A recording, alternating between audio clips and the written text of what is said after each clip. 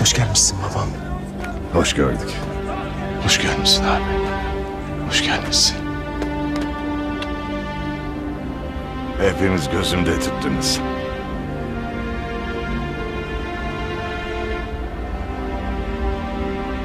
Hoş gördük kardeşim.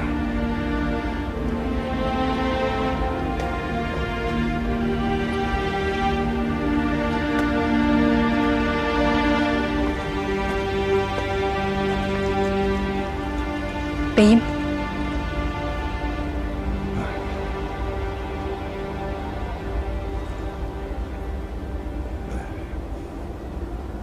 Osman nerede?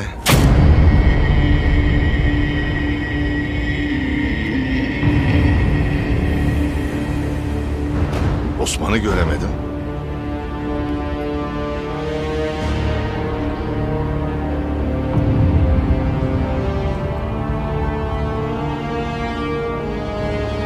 Osman'ı sen çağırmadın mı beyim? Ne çağırması Dündar?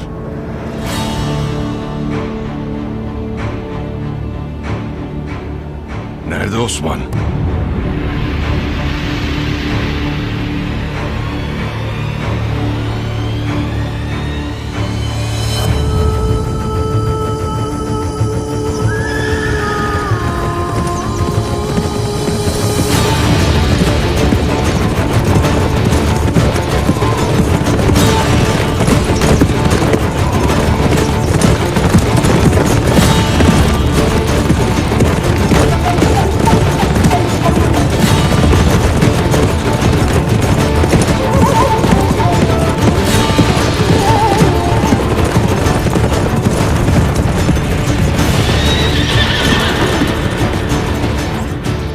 Osman...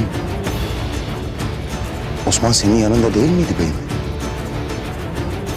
Onu da nereden çıkardın Gündüz?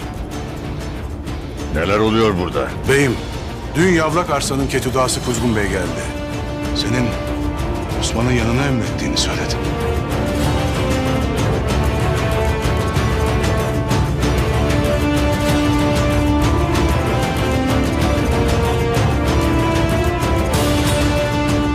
Obaya geleceğinden kimsenin haberi yoktu.